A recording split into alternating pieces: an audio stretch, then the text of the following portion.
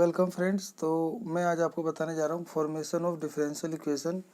तो हमें एक फॉर्मेशन करना होगा डिफरेंशियल इक्वेशन का, और क्वेश्चन में हमें क्या दिया होगा, तो हुज आपको जनरल सॉल्यूशन इज गिवन, आपको एक जनरल सॉल्यूशन दिया होगा। ठीक है, तो जनरल सॉल्यूशन क्या होता है, जिसके अंदर आपको आर्बिट्री कांस्टेंट दिए होते हैं, स्मॉल लेटर ए बी और सी से ऐसे दिए होते हैं। ठीक है, तो मान लेते हैं कि मेरे पास एक इक्वेशन है x square plus y square बराबर आर स्क्वायर। ठीक है, तो ध्यान से देखेंगे तो ये एक सर्कल की इक्वेशन है। तो ये आपका इक्वेशन हुआ ऑफ सर्कल, इस सर्कल की इक्वेशन हुआ जिसका सेंटर जो है वो 0 0 ओरिजिन है और उसका जो रेडियस है वो आर है। ठीक है, तो अगर हम इसका एक कर्व खींचें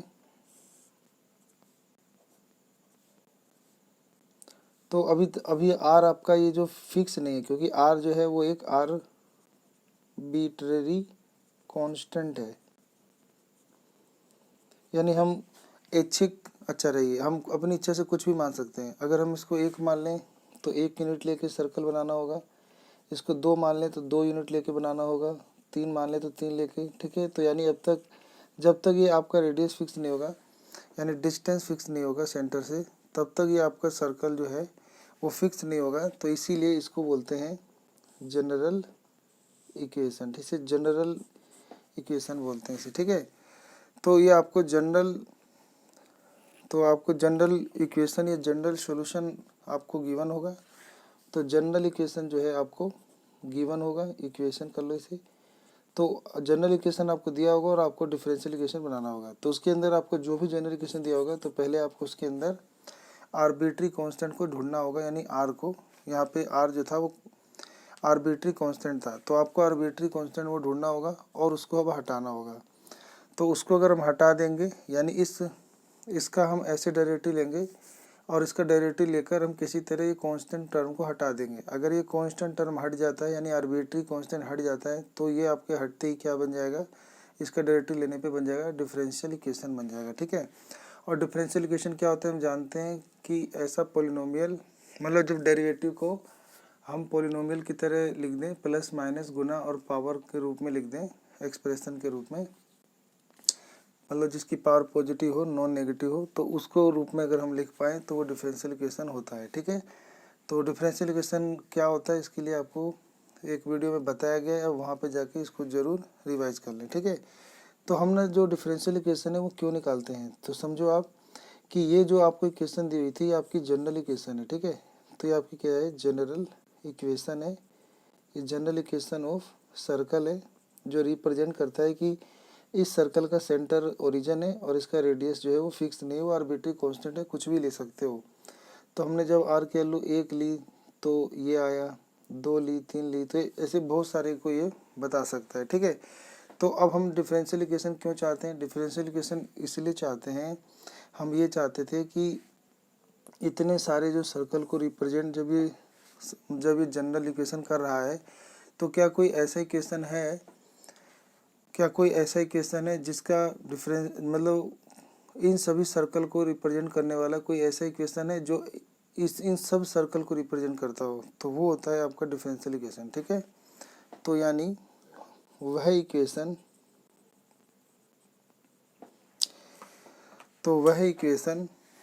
जो इन सभी सर्कल को रिप्रेजेंट करे, जिसका सेंटर 0 0 यानी ओरिजिन हो, तो वह डिफरेंशियल इक्वेशन कहलाता है। ठीक है, तो यानी डिफरेंशियल इक्वेशन ही वो इक्वेशन होता है जो बहुत सारे जो सर्कल है, मतलब बहुत सारे कर्व या बहुत सारे जो सर्कल है उसको एक फॉर्म में दिखाता है, उसी को बोलते हैं डिफरेंशियल इक्वेशन। ठीक है, तो अब हम इसको कैसे करेंगे, डिफरेंशियल इक्वेशन कैसे निकालेंगे, तो जो भी आपको क्वेश्चन दिया होगा या जो कर्व की इक्वेशन दी होगी या फंक्शन की इक्वेशन दी होगी, उसके अंदर आपके जितने भी आर्बिट्री कांस्टेंट होंगे आपको उतनी बार डेरिवेटिव करके उस आर्बिट्री कांस्टेंट को हटाना होगा। यहाँ पे भी आर्बिट्री कांस्टेंट 1 है, तो हम इसका सिंगल ऑर्डर डेरिवेटिव लेंगे और इसको हटा देंगे, इसको रिमूव कर देंगे। तो इसको रिमूव करते ही आपको जो भी डेरिवेटिव लेने के बाद आ जाएगा तो वही आपका बन जाएगा कि डिफरेंशियल इक्वेशन जो बताएगा पूरे पूरे उन सभी सर्कल की फैमिली जो ओरिजिन से पास होते हैं उन सब का वो डिफरेंशियल इक्वेशन हो जाएगा। ठीक है, तो यहाँ कांस्टेंट आर्बिट्री कांस्टेंट को रिमूव करने के लिए डिफरेंशियल यानी डिफरेंशिएट यानी डेरिवेटिव करते हैं। ठीक है, डिफरेंशिएट करते हैं। ठीक है,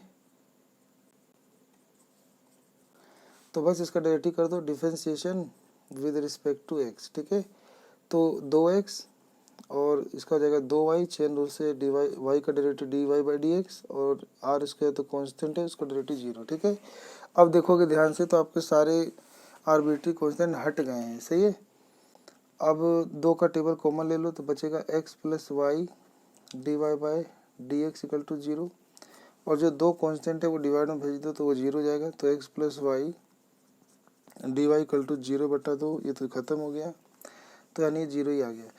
तो अब क्या है जो प्लस या तो आप इतना आंसर छोड़ दो कि x + y dy/dx, तो यही आपका डिफरेंशियल इक्वेशन है।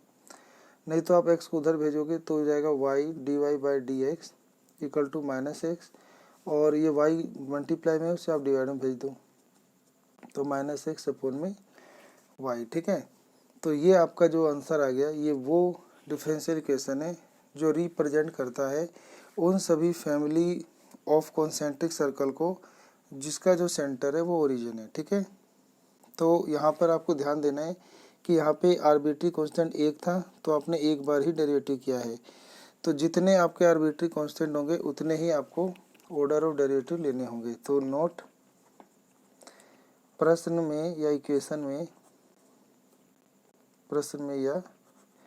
इक्वेशन में जितने आर्बिट्री कांस्टेंट होंगे हमें उतने ही डेरिवेटिव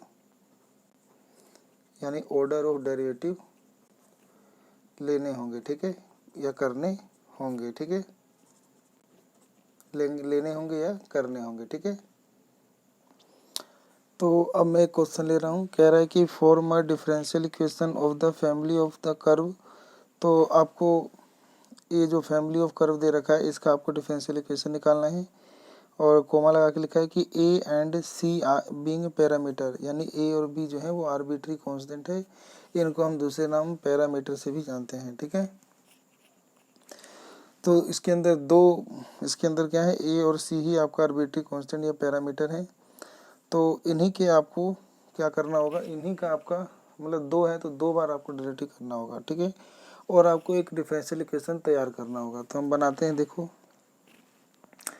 लिख लेंगे कि वी हैव, हमारे पास है y = a sin bx + c। ठीक है, तो इसके अंदर 2 आर्बिट्री कांस्टेंट है तो इसीलिए हमें 2 बार डेरिवेटिव इसका लेना पड़ेगा। ठीक है, तो पहले हम ले लेंगे differentiation with respect to x, तो dy/dx कांस्टेंट a है तो a का डेरिवेटिव a ही रहेगा। सही है, और साइन का डेरिवेटिव क्या होता है cos x और x की जगह bx + c और चेन रूल से इसका डेरिवेटिव लेंगे bx + c का, तो bx का डेरिवेटिव c b आ जाएगा क्योंकि c का तो 0 होता है और x का डेरिवेटिव 1 होता है, तो b × x का डेरिवेटिव 1, b × 1 तो b आ जाएगा। तो इसको हम लिखेंगे ab cos bracket bx + c। ठीक है, तो ये आपका अभी फर्स्ट ऑर्डर डेरिवेटिव ही आया है। ठीक है, अब हम इसका क्या कर देंगे अगेन, तो हम यहाँ पे लिखेंगे again differentiation with respect to x, हम दोबारा x के रिस्पेक्ट में डेरिवेटिव ले लेंगे। ठीक है, सेकंड ऑर्डर डेरिवेटिव बोलते हैं जिसे, वो ले लेंगे। ठीक है, तो ये आपका आ जाएगा d²y/dx² और ये a भी कांस्टेंट रहेगा और कोस का डेरिवेटिव क्या होता है, तो कोस का डेरिवेटिव होता है -sin एक्स, और चेन रूल से बी एक्स प्लस सी का डेरिवेटिव आ जाएगा बी, ठीक है। तो गुना होगा तो माइनस माइनस आगे आ जाएगा, माइनस ए, और बी गुना होगा तो ए बी का स्क्वायर, ठीक है। तो ए बी का स्क्वायर, और ये हो जाएगा आपका साइन बी एक्स प्लस सी, ठीक है। और अब यहाँ पे बहुत सावधानी बरतना होगा, तो आपका आ जाएगा डी स्क्वायर वाई अपॉन में डी एक्स का स्क्वायर बराबर माइनस ए बी का स्क्वायर और साइन बी एक्स प्लस सी। तो देखो पर्सन में जो आपको ए के साथ साइन बी एक्स प्लस सी को है, इसको वाई कहा गया था। तो आप इसमें से क्या करोगे कि ए के को इसके साथ अलग कर दोगे, यानी यहाँ से ए हटा के इसके साथ लिख दोगे ए साइन बी एक्स प्लस सी। तो यहाँ पर आप माइनस बी स्क्वायर और इसकी जगह आप y को सब्स्टिट्यूट कर दोगे और डी स्क्वायर वाई अपॉन में डी एक्स का स्क्वायर करना है, ठीक है। तो y जो है ये जो प्लस माइनस का इधर आके प्लस हो जाएगा, तो डी स्क्वायर वाई अपॉन में डी एक्स का स्क्वायर और प्लस बी स्क्वायर वाई बराबर 0। तो ये आपका बन गया डिफरेंशियल इक्वेशन। तो लिख देंगे this is the required differential equation, ठीक है। ऐसे ही आप और क्वेश्चनों की जो है वो प्रैक्टिस कर सकते हो और आपसे क्वेश्चन सोल्व होने लगेंगे, ठीक है। तो आपको हमारी वीडियो कैसी लगी तो इसके बारे में ज़रूर हमें कमेंट कीजिए, और अगर लगी कि आपको समझ में आया है तो आप अपने दोस्तों को भी शेयर ज़रूर कीजिए ताकि उनको भी समझ में आए, उनका भी फ़ायदा हो। आप सबका अपना यहाँ पे कीमती समय देने के लिए बहुत बहुत धन्यवाद। तो मिलते हैं आपसे अगली वीडियो में। जय हिंद, जय भारत।